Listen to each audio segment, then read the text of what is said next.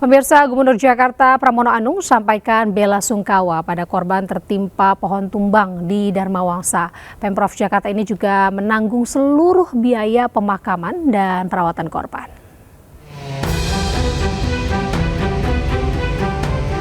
Pemerintah Provinsi Jakarta menyampaikan bela sungkawa yang mendalam atas meninggalnya satu orang driver yang kendaraannya tertimpa pohon di kawasan Dharma Wangsa, Jakarta Selatan.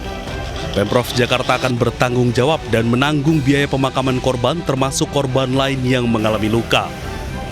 Gubernur Jakarta Pramono Anung mengatakan total ada 10 pohon yang tumbang di Jakarta saat hujan deras disertai angin kencang yang terjadi Kamis siang.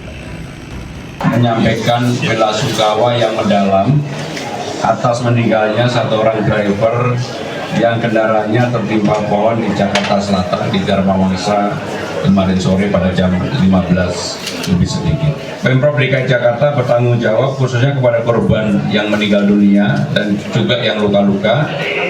Seluruh biaya penanganannya ditanggung sepenuhnya oleh Pemprov DKI Jakarta. Sebelumnya, 5 unit mobil tertimpa pohon tumbang di Jalan Dharma Wangsa Raya, Kebayoran Baru, Jakarta Selatan.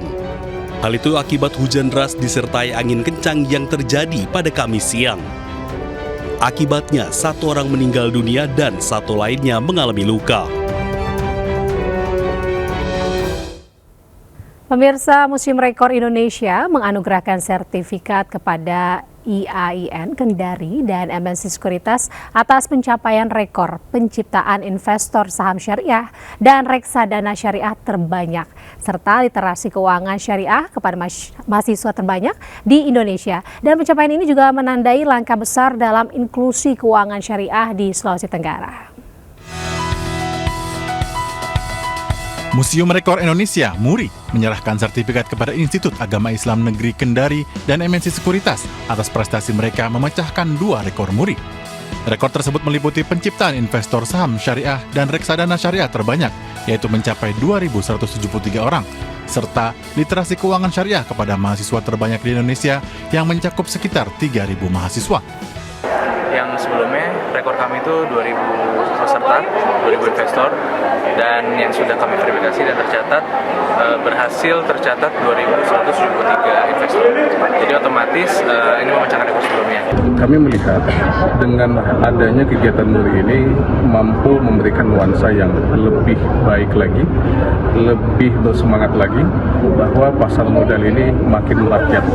Pemecahan rekor ini menunjukkan bahwa pasar modal kini telah banyak diisi oleh generasi muda, termasuk di Sulawesi Tenggara, yang menunjukkan perubahan signifikan dibanding kondisi sebelumnya. MNC mensupport kegiatan ini, jadi ini bukan hal baru bagi kami ya. Kami saat ini udah punya 130 galeri investasi, jadi bukan jumlah sedikit, dan tersebar dari Sabang sampai Merauke, dan kita ada kira-kira 11% yang ada di Sulawesi dan juga di Papua. Terus kalau bicara mengenai literasi, hingga September 2025 kita udah bikin 800 kegiatan edukasi. Ini adalah merupakan hasil kerjasama dari teman-teman, terutama dari sponsor, MNC, Bursa Efek, Bank Indonesia, OJK. Itu adalah merupakan supporting kami sehingga kami bisa menghadirkan rekor MURI yang ke-6 dan ke-7. Dengan terpecahnya rekor MURI ini, MNC Sekuritas bersama IAIN Kendari berkomitmen untuk mendukung literasi dan inklusi keuangan. Dari Kendari, Sulawesi Tenggara, Mukhtaruddin iNews melaporkan. Pemirsa, Partai Perindo terus memperkuat struktur organisasi dan konsolidasi antar kader di berbagai daerah. Hal ini menjadi salah satu strategi Partai Perindo menuju tahun politik 2029 yang menargetkan lolos ke parlemen pada pemilu mendatang. Sekretaris Jenderal Partai Perindo Ferry Kurnia Rizkiansyah memimpin rapat koordinasi wilayah Rakorwil bersama jajaran pengurus DPW dan DPD se-Provinsi Jawa Barat. Rakorwil diselenggarakan untuk membahas langkah strategis penguatan struktur kelembagaan Partai Perindo di Jawa Barat, serta persiapan verifikasi parpol dan gerak langkah Partai Perindo di Jawa Barat. Pada Rakorwil ini, DPP Partai Perindo juga menyerahkan surat keputusan kepada Rifki Ali Mubarok sebagai Ketua DPW Partai Perindo Jawa Barat. Tentunya kami dari DPP merasa optimis ya, Jawa Barat di bawah kepemimpinan Pak Rifki nanti akan optimal dan maksimal membawa Partai Perindo di Jawa Barat ini untuk ke depannya. Target kita akan menang. DPR RI kita dapat kursi, DPRD Provinsi kita dapat kursi, dan juga DPRD Kabupaten Kota semakin bertambah kursinya di Jawa Barat.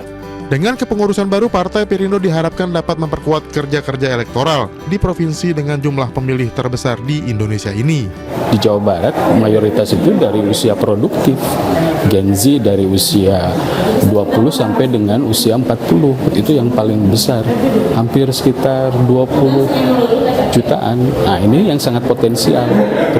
Ketika kemudian Perindo juga menawarkan program untuk merangkul Gen Z, nah maka kemudian nanti kita bisa kolaborasi.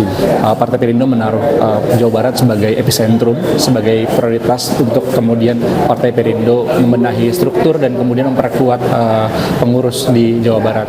Jawa Barat menjadi provinsi yang berpotensi besar dalam menyumbang suara bagi Partai Perindo pada pemilu 2029. Untuk itu semua kader dan pengurus harus terus memperkuat citra partai dan menjaring bibit unggul calon pemimpin yang akan membawa perubahan besar bagi Jawa Barat. Dari Bandung, Jawa Barat, Yanuar Candika, iNews melaporkan.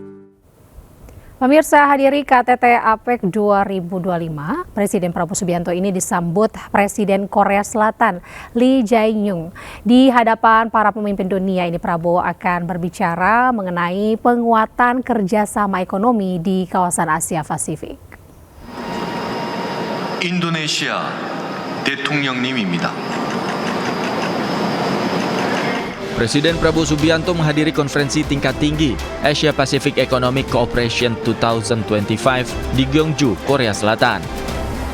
Kehadiran Prabowo langsung disambut oleh Presiden Korea Selatan Lee Jae-myung. Dalam forum ini, Presiden Prabowo dijadwalkan akan berbicara mengenai penguatan kerjasama ekonomi di kawasan.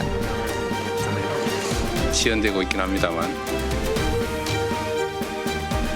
Sebelumnya Presiden Prabowo Subianto disambut hangat dan meriah oleh diaspora Indonesia. Para diaspora Indonesia yang tinggal di Korea Selatan ini secara khusus datang ke hotel tempat Prabowo menginap. Mereka mengaku senang bisa bertemu langsung dengan Presiden. Rangkaian KTT APEC digelar pada 30 Oktober hingga 1 November 2025.